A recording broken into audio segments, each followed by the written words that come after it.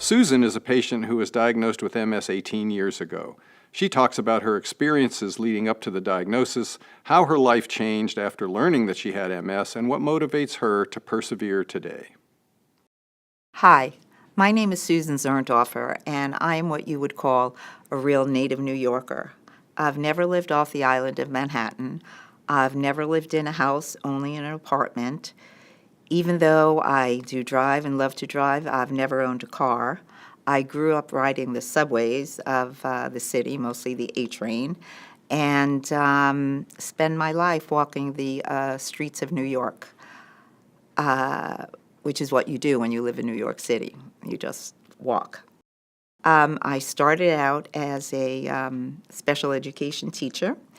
I taught for about 12 years, and even though I loved what I was doing, I just didn't want to do it forever. I left. I managed a private club for a while, and then I became a special events coordinator for a not-for-profit agency, and then I found my way into sales. And I loved being in sales because I was just out and about all the time and kept walking the city. I was in the legal area, so I visited all the corporate law firms in New York, from East Side, West Side, Midtown, downtown, and always in high heels. My uniform was, I had skirts of every length, every shape. They were tight, they were loose, they were short, they were long, and always high heels. And it was about in the mid-90s when I had shared a beach house with some friends on Fire Island, and I used to take long walks on the beach in the morning. It was beautiful, it was quiet. I would walk for about an hour.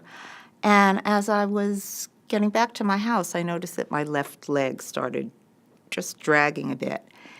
And I would stop. I would find closest jetty, sit on a rock, and rest a little bit. And, you know, it kind of like went away, and I didn't pay too much attention to it. But over the years, it got a little worse. I started tripping and falling a bit. I always had scraped knees. I always carried Band-Aids with me in my bag, and you know, I would go to, if I went to a doctor, I would mention it, and nobody made a big deal out of it. They thought it was the hip, they thought it was the knee. And I should mention that my brother had MS, but nobody just got close to that, and neither did I. And I was talking to a friend one day, and I was telling her how my foot was dragging, and I was tripping, and she said how her sister had that, and it was drop foot. Okay. I found my way to a podiatrist, and his first thought was that maybe this was coming from a tight Achilles tendon after years of walking in high heels. So he suggested that I start some physical therapy, but he did say, I think we need to rule out anything neurological. And so it began. I did not know a neurologist, so I went to my primary doctor, and he wasn't even sure whether to send me to an orthopedist or a neurologist. I was one of these people who had worked out all my life. I always belonged to a gym, always did exercise classes, so whatever they asked me to do, squeeze this, push this, I was able to do, and I didn't exhibit any real neurological symptoms. So in any case, my primary sent me to an orthopedist first, and this doctor took one look at me, and he said, no, this is not orthopedic, and he sent me right down the hall to meet this neurologist. I met with him, and he suggests we do an MRI. I did a MRI of the brain, and even that was not conclusive. And he was the nicest man, and he said, it could be MS, it could be something else, could be other things, and he wasn't ready to commit. So now I had to make some decisions. I felt I was getting a little closer to the M word here. I have to backtrack a little bit. I think I mentioned that my brother had MS. MS has been part of my life for a very, very long time. My brother was diagnosed, he was in his early 20s. It was the 1960s. There was nothing, there were no MRIs, there were no treatments. He had just a very chronic progressive form of MS. He went from a cane to Canadian crutches to a scooter and then to one of these real mega electric wheelchairs, like a Christopher Reeves kind of wheelchair. Anyway, he had lived in the city, and but then he and his wife and daughter moved to New Jersey, right over the George Washington Bridge, and he became a patient at this MS center in Bergen County. I, at the time, was doing volunteer work for the MS Society in the city in Manhattan, and with my event planning background, I did some events for them, casino night on the Intrepid. But then I felt if I was going to volunteer, I would rather do it where it could help my brother, and I started volunteering at this MS center. And I would take the bus in my high heels, and I became very active at this MS center. I became a member of the board there and started doing some events there. My brother, when he stopped working, he had been an advertising executive in New York, and when he stopped working, he volunteered at this MS center as their public relations director. My mother volunteered at this MS center into her 90s. She would drive there every Wednesday for over 20 years and volunteered. So this MS center became like a little family. I knew everybody there. I became best friends with the executive director. We did a lot of work together. I knew all the doctors, all the nurses. And, but even with my little tripping and falling, I don't think anybody wanted to really deal with it until I was faced with this inconclusive MRI. And then I decided to call in the troops, and I got my friend involved and on a conference call, and we decided to do another MRI of the central of the spine. And I remember picking up the films. This was before everything was computerized, before electronics. And I took the bus to New Jersey, to the MS Center with this big envelope under my arm and walked into the MS Center. I remember that day so well. I remember what I was wearing. I remember the office that I sat in.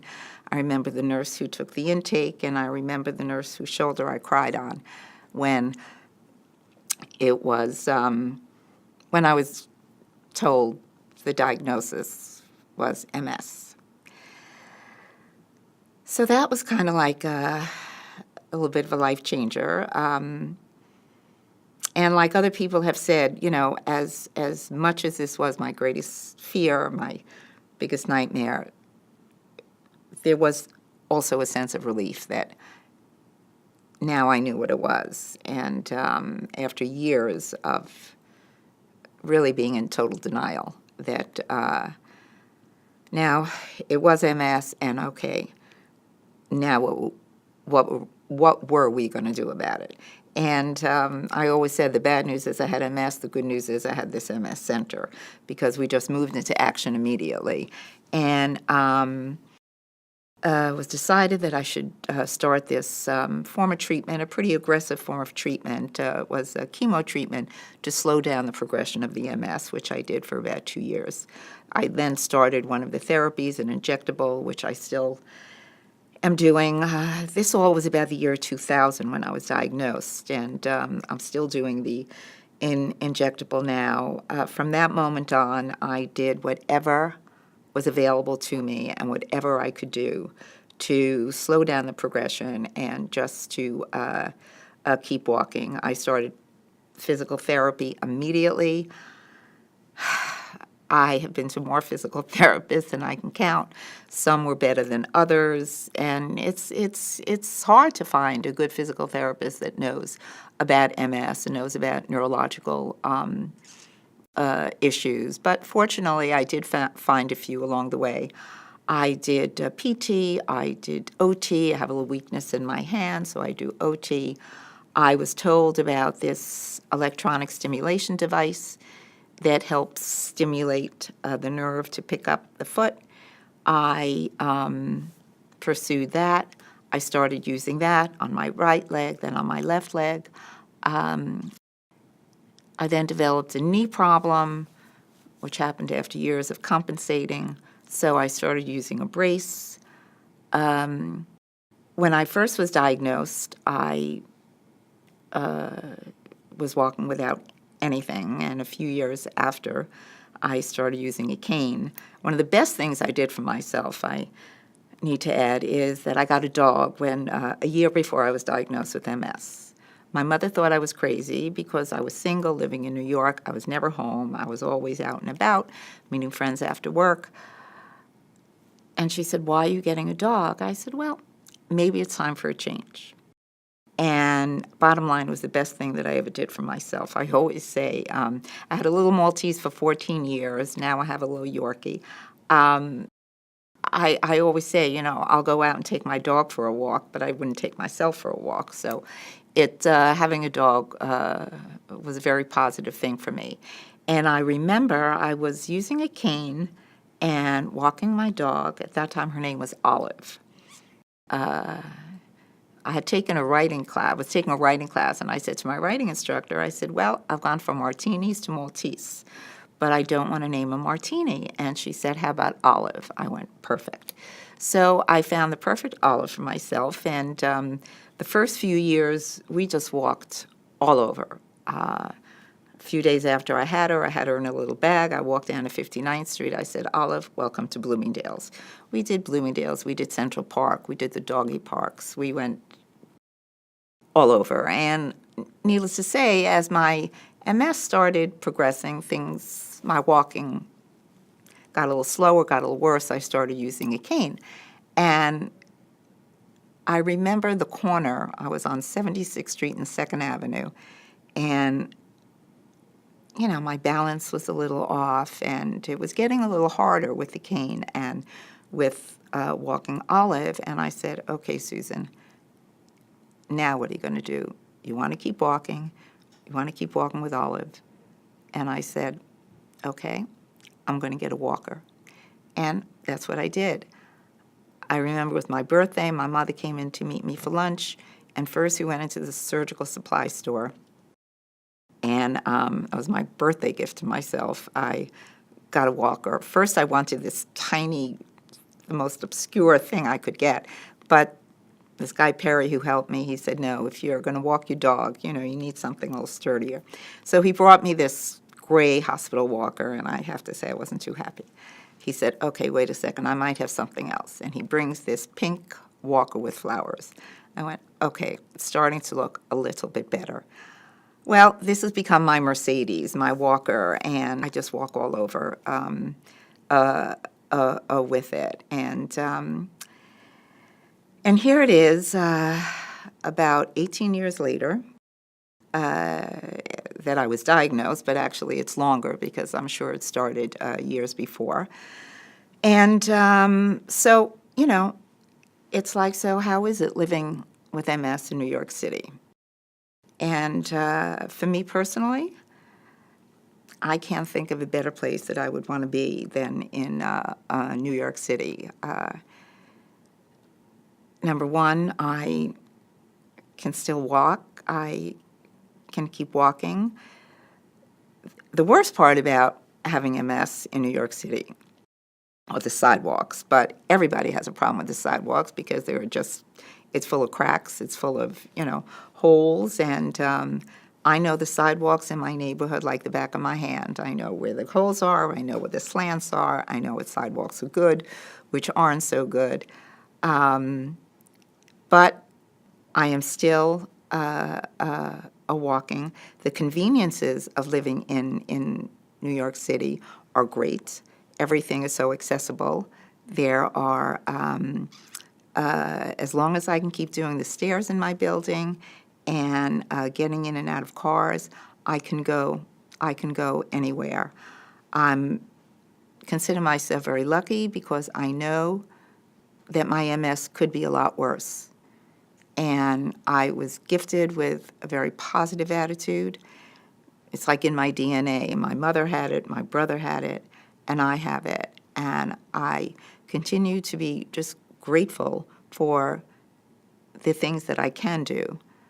And I just never dwell on the things that I can't do. I just want to keep doing what I'm doing, and I feel that my MS, the fact that I have MS, all these years has not changed me, and MS will not stop me.